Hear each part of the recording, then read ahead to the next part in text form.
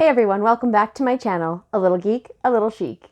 Today we are going to discuss the books that I hope to read in January. So grab yourself your beverage of choice and let's get into it. My January TBR.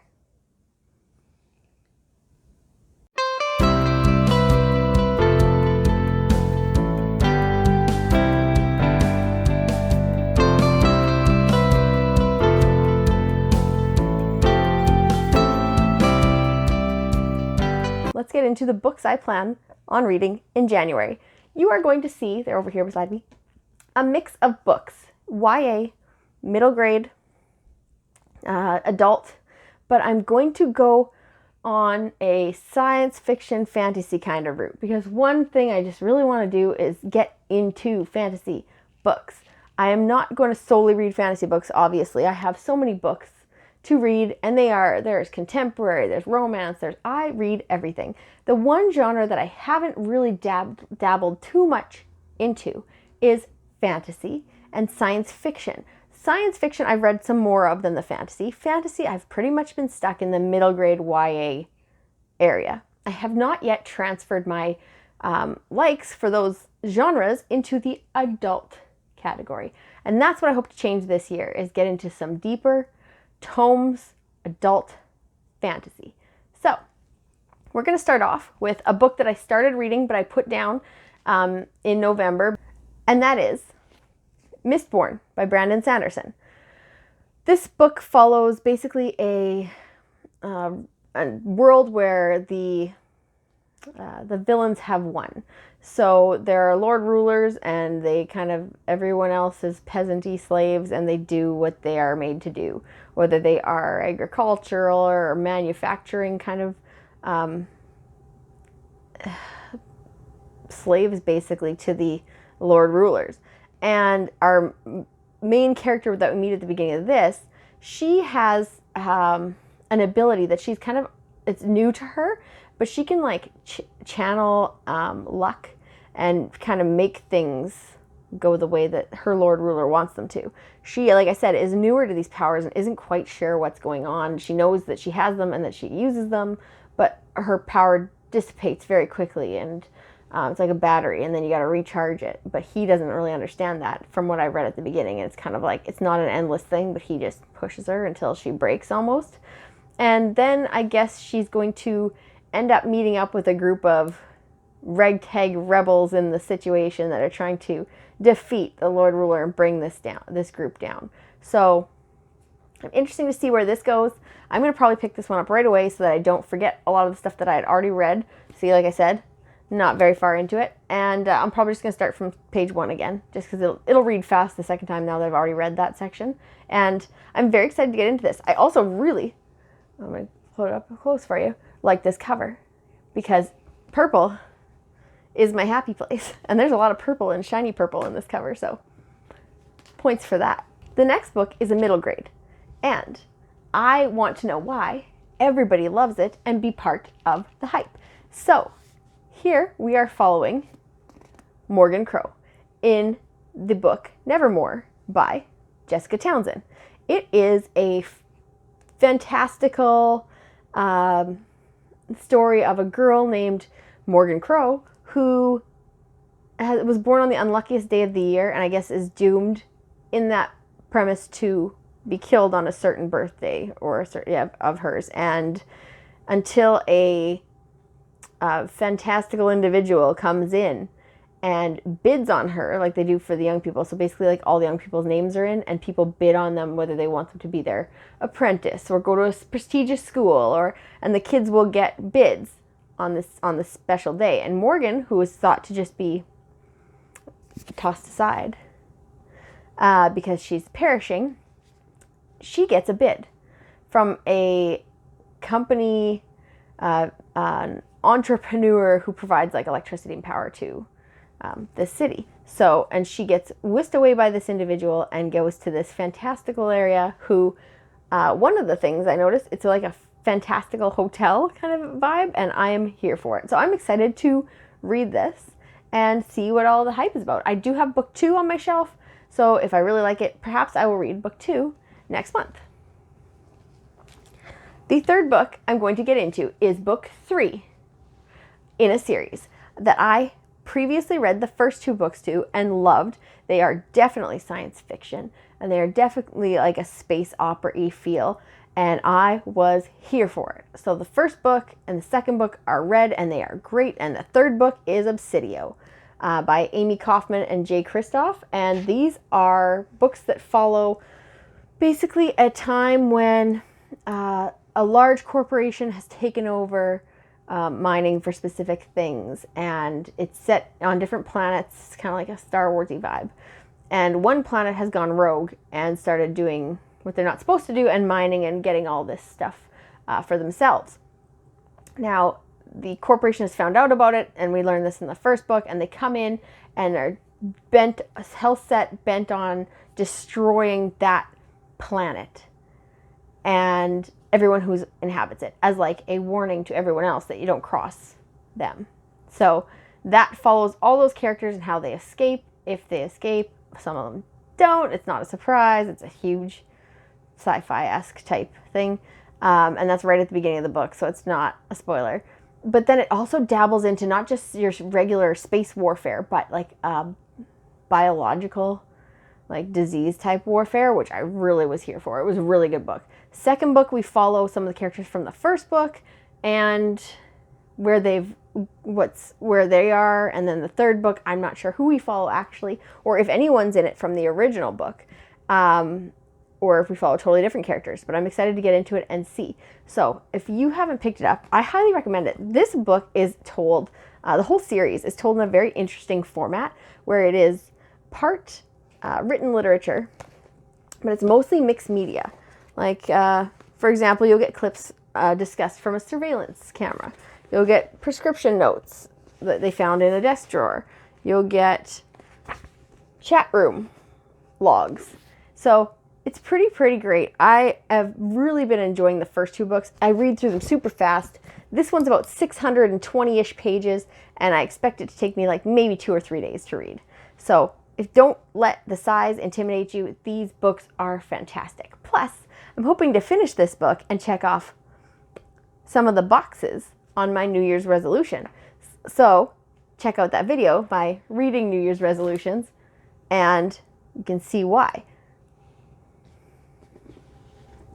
The next book is something totally outside of what I've read before.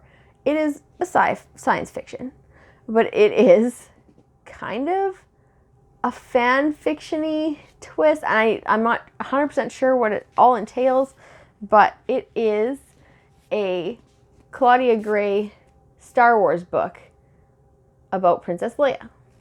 So I'm excited to see what this is. I do like Star Wars, and I'm one of those Star Warsy people who just likes the world, and my brain just, it clicks. And I'm like, yeah, I like that. That is a great story. So I'm hoping that my brain just clicks with this, and it kind of gets me into the world-building-y, plot thinking manner that I'm going to need to be in to read things like the Brandon Sandersons and potentially Samantha Shannon up there, because that is a hefty book that I have right here to read, and that is Priory of the Orange Tree, and it is large, and I just need to be in the right spot to build all those worlds. So I'm going to start with this one here and see if I can sort of fire up that world building engine that I haven't really used very much. So this one is a story of 16-year-old Princess Leia of Organa. She faced the most challenging task of her life so far, proving herself in the areas of body, mind, and heart to be formally named heir to the throne of Alderaan. She's taking rigorous survival courses, practicing politics, and spearheading relief missions to worlds under Imperial control. But Leia has worries beyond her claim to the crown. Her parents, Brea and Bail, aren't acting like themselves lately. They are distant and preoccupied, seemingly more concerned with throwing dinner parties for their allies in the Senate than they are with their own daughter. Determined to uncover her parents' secrets, she starts down an increasingly dangerous path that puts her right under the watchful eye of the Empire. And when Leia discovers what her parents and their allies are planning behind closed doors, she finds herself facing what seems like an impossible choice: dedicate herself to the people of Alderaan, including the man she loves, or to the galaxy at large, which is in desperate need of a rebel hero. So it's kind of like a backstory to her, which I'm really here for, and I like that character a lot. Empowering women, this character is huge, and I'm all here for it. So I'm going to hopefully check that one out. Now, as you'll notice, not a lot of the books from my Christmas book haul made it to the list just yet, because some of those, like I said, are a deep fantasy that I just really need to be at the ready for. And some of them are a little bit more contemporary that I usually feel to read more in the spring. Right now where I live, it is dark and it is cold, and we don't do much besides hang out in our house with cozy blankets and our warm beverages.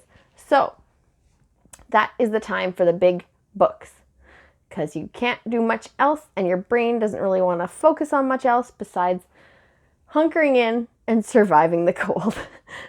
And the dark, because it's dark when you get up in the morning, you get to work, it's still dark, you leave work, it's dark again. So your brain just needs to sit and tackle a big book. And that just makes me feel super happy, and that makes me in the winter feel super accomplished, and I'm going to go for as many big books as I can muster. So the next one is a bigger book, but it is a YA fantasy, and this one will be heavy on the world building, but I've heard amazing things. And we've actually picked it for a book club that I'm in for this month, so this one will definitely be getting read, and it is Children of Blood and Bone by Tomi Adeyemi. Hopefully I pronounced that properly. Tomi Adeyemi.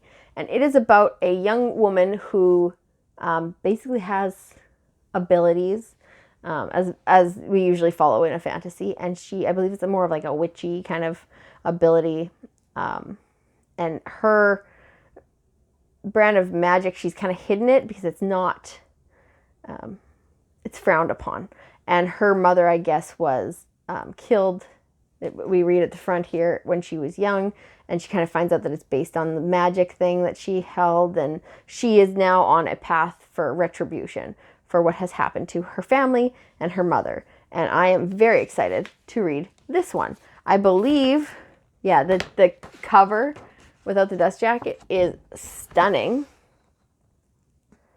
So excited, and I'm totally here for this book. And I know one of our book club members already has started reading it, and she is hooked in the first couple pages. So I'm very excited to get into that, even though there is a big map. And big maps are scary, you guys. But I'm gonna do it. And the last book is something a little bit more light for me. It's still science fiction.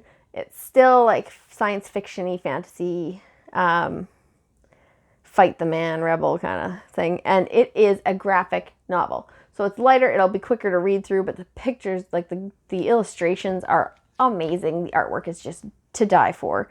And I'm all here for this. It is basically like a Romeo Juliet space sci-fi saga, and it is fantastic. So if you haven't started, this is volume 2. I read Saga volume 1 last year, and I will be continuing. I have 2 and 3 on my shelf, and then I know where in my city I can get more. But it is just fabulous. Like, try to find a page at the beginning so without spoilers, so I can show you guys a picture.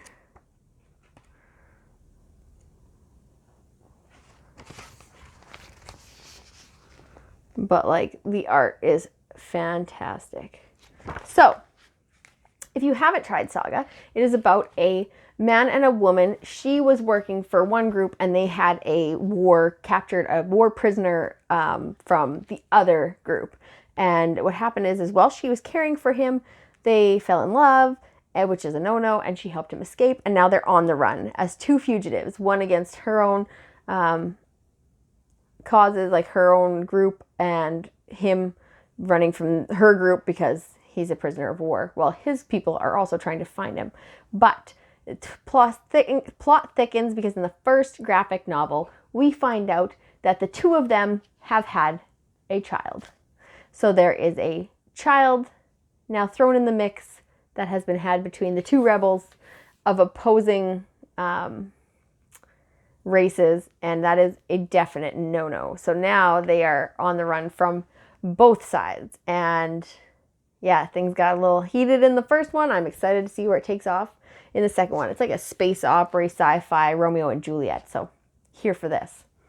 So that's it. That's all I'm going to read in January, unless I finish them all and pick up some more books, which I am hoping happens. But as you saw, these books are large and they are mighty. So as long as I can get through all of them, I will be super proud of myself and my start to the year. Yeah, follow me on social media at A Little Geek, A Little Chic on Instagram. And you can also check me out on Goodreads. Same thing, A Little Geek, A Little Chic. They're linked down below. Like and subscribe. I appreciate all those likes. And thank you so much for watching. And yeah, let's get after those reading goals in 2021. Have a good day.